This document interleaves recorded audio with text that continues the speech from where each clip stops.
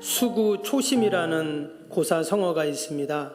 그 뜻은 여우가 죽을 때는 자기가 살던 고향으로 고개를 돌린다라는 그러한 뜻입니다. 한마디로 다 고향을 사모하고 그리워하는 마음이 있다는 그런 고사성어죠. 이제 화요일이 설 명절입니다. 우리는 명절이 되면 다 기쁘고 좋죠. 혹시 명절 다가오는 게 싫은 분 계십니까? 혹시 며느리들은 또 그럴 수도 있어요. 여러 가지 준비도 해야 되고 하니까.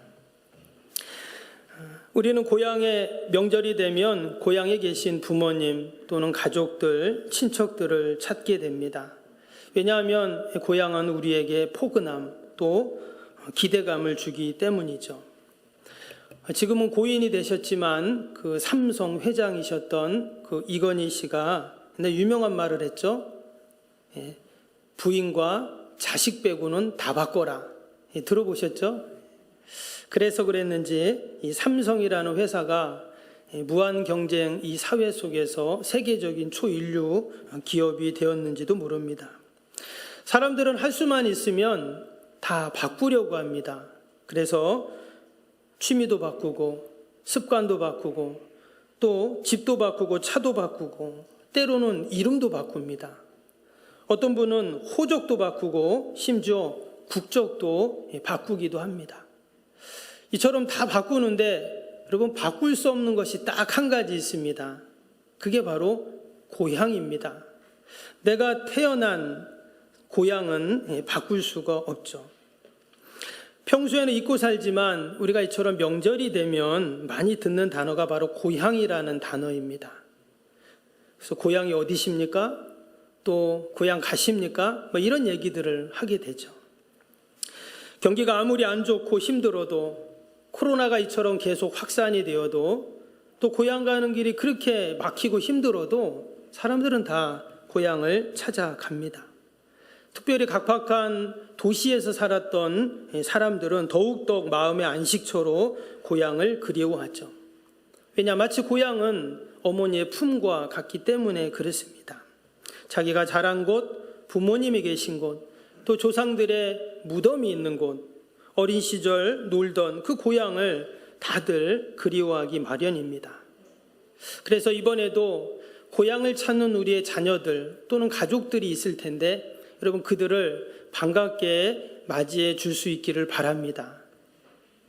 다른 게 전도가 아닙니다.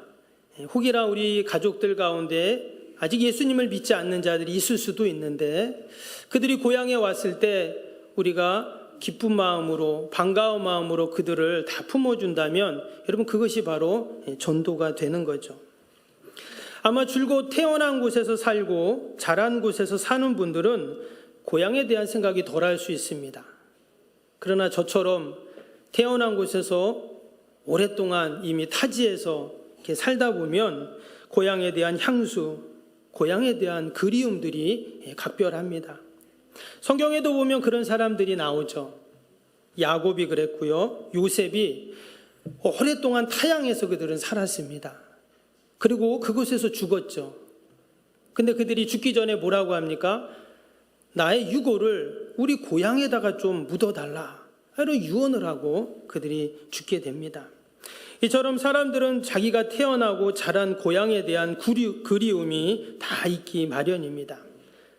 근데 사람만 그럴까요? 여러분 세상의 모든 것은 고향을 찾아갑니다. 여러분 물의 고향이 어디일까요? 바다잖아요. 그래서 물은 결국 다 바다로 흘러갑니다. 불의 고향은 어딜까요? 태양이잖아요. 그래서 불은 하늘로 올라갑니다.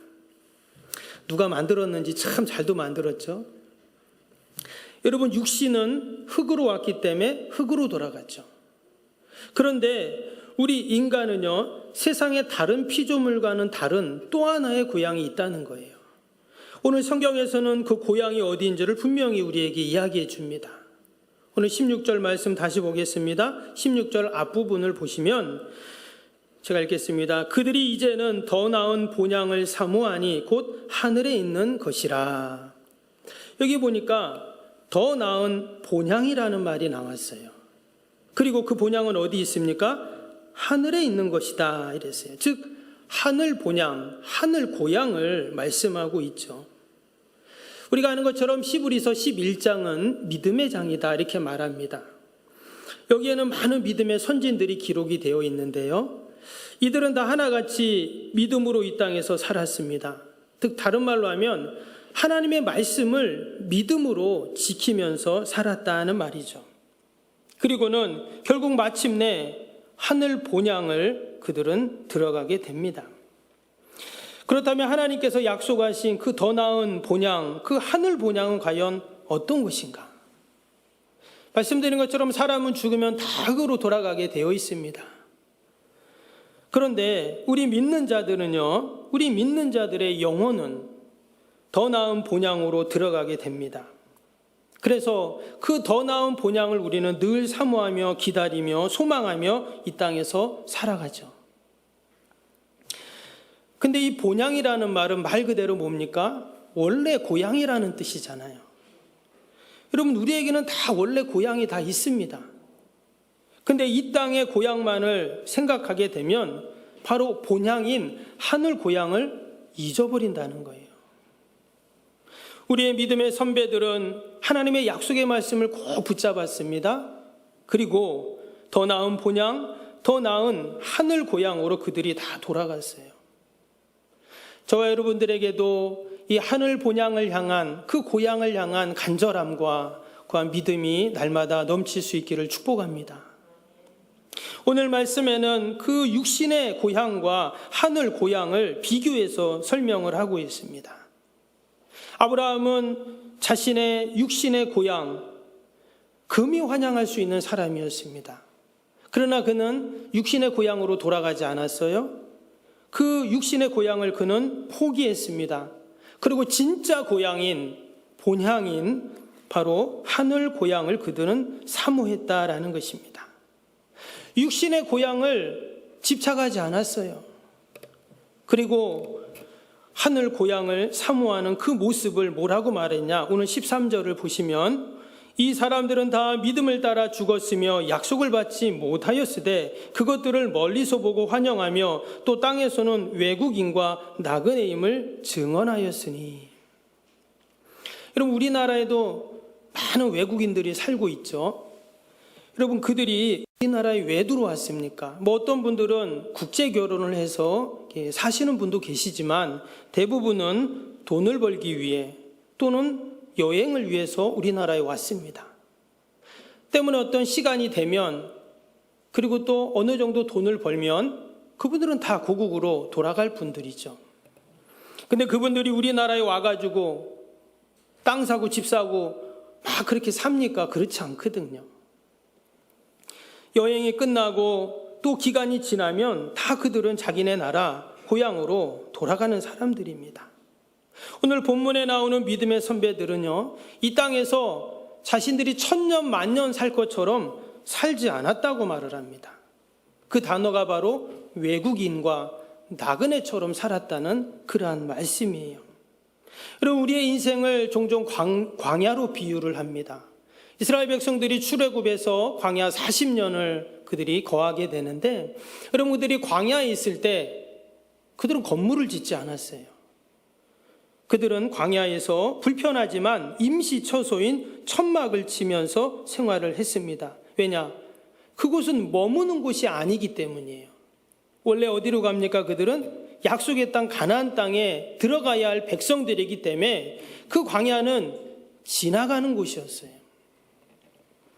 그래서 그들은 광야에 집착하지 않았습니다. 광야의 나그네처럼 그들은 살았던 것입니다. 그리고 정말 머무를 곳, 그들이 가야 할 본향, 바로 그곳에 그들은 들어가게 되었습니다. 그래서 본향을 사모하는 자들, 하늘 고향을 사모하는 자들의 특징은 뭐냐? 이 땅에 사는 동안 외국인처럼, 나그네처럼 산다는 겁니다. 우리 성경에는 외국인 나그네라고 그렇게 오늘 말씀에 나오지만 영어 성경을 보면은요, 에어리언, 또 스트레인저, 또 노매드, 또는 필그림, 또는 엑사일, 여러 단어로 되어 있어요. 그 중에서 특별히 노매드라는 단어가 있는데 이게 뭐냐면 유목민이라는 뜻입니다. 유목민이 뭡니까? 짐승을 데리고 그 푸른 초장 또 시냇물을 찾아서 이리저리 떠돌아다니는 사람들이 유목민이죠. 이 땅에서 천년 만년 눌러 사는 사람들이 아니라 원래 집이 있고 원래 고향이 있다는 거예요.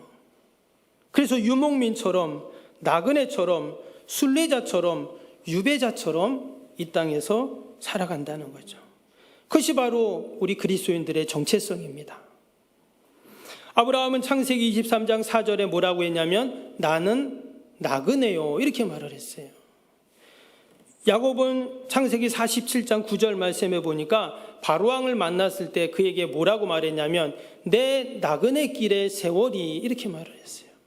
사도 베드로도 그 사람들에게 편지를 보낼 때요, 베드로전서 2장 11절에 보면 사랑하는 자들아 거류민과 나그네같이 너희를 권하노니 그랬어요.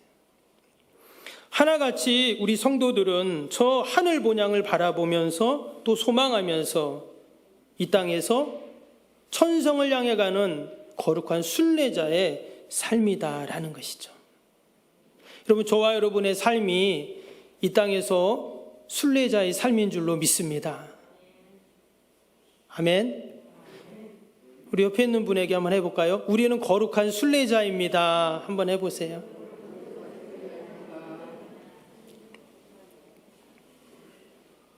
그러면 우리가 왜 이 땅에서 거룩한 순례자로 살아야 할까요?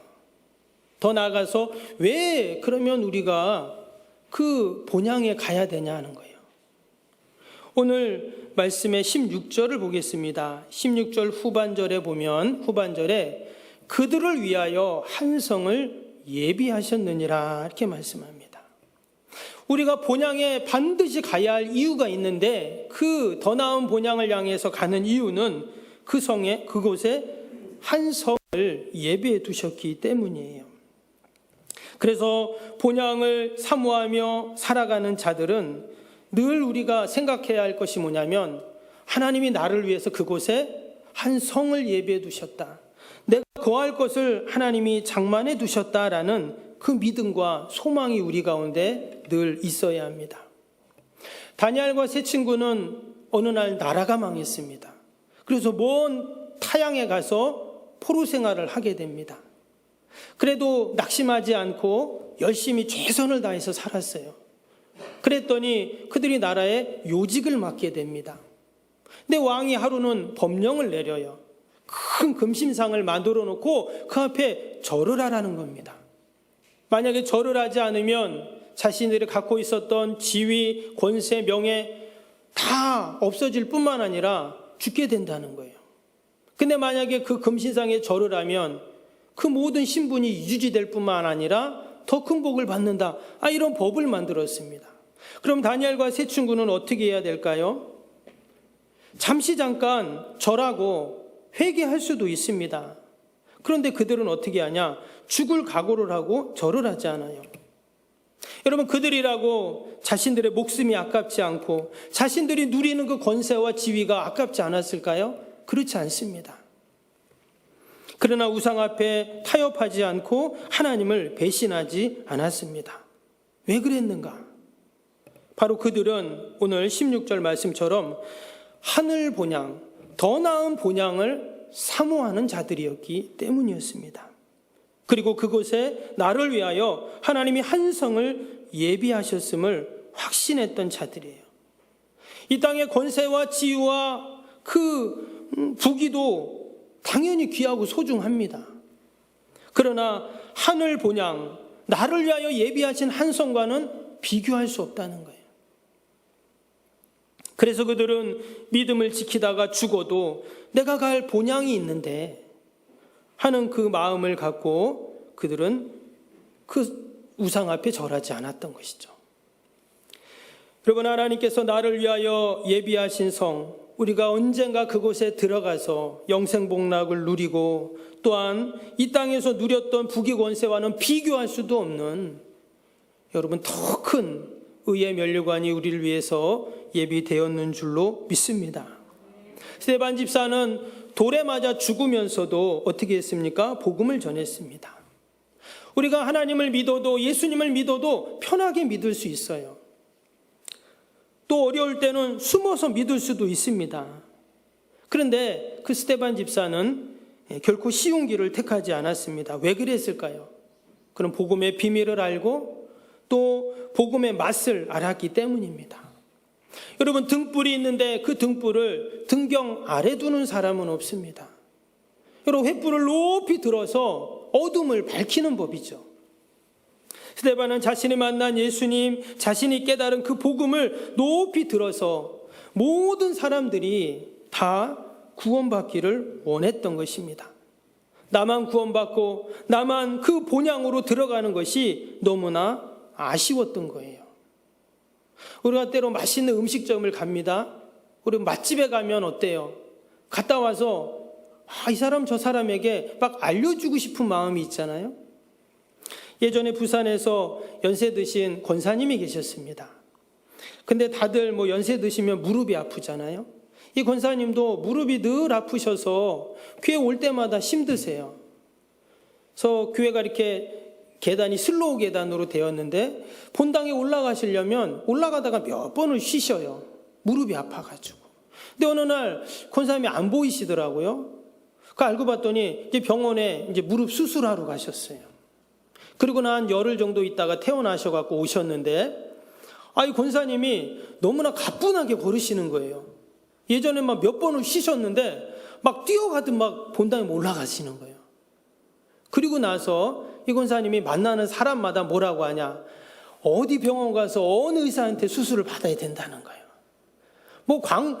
시킨 것도 아닌데 만나는 사람마다 그 얘기를 하는 거예요. 어디 병원 가서 수술해야 된다, 어떻게 해야 된다. 왜 그렇습니까? 내가 거기 가서 수술해 보니까 너무 좋은 거예요. 스데반 집사가 예수님 만나고 복음의 비밀을 알게 되고 복음의 맛을 보게 되니까 분명 내가 가야 할 그 본향, 더 나은 본향이 있다는 것을 알게 되니까 그는 돌에 맞아 죽으면서도 주님의 피 묻은 복음을 전했던 것입니다. 여러분, 우리가 올 한해도 만나는 모든 자들에게 내가 들은 그 복음, 또 내가 가는 그 본향을 우리가 알리고 전할 수 있기를 바랍니다. 아멘. 그래서 올해는 우리가 꼭 저와 여러분이 한 명씩은 꼭 전도하는 여러분 그런 복된 해가 꼭 될 수 있기를 바랍니다. 여러분, 아무리 좋은 본향도 천국도 나만 있다면 어떨까요? 천국이 아닙니다. 그 천국에 우리의 가족이 있고 우리 형제가 있고 우리 친구가 있고 이웃이 있어야 거기가 천국인 것이죠. 어느 주일학교에서 전도사님이 부자와 나사로 설교를 하셨습니다. 그리고는 아이들에게 이렇게 질문했어요. 여러분, 이제 우리는 어떻게 살아야 할까요? 그랬더니 한 아이가 손을 번쩍 들더니 얘기합니다.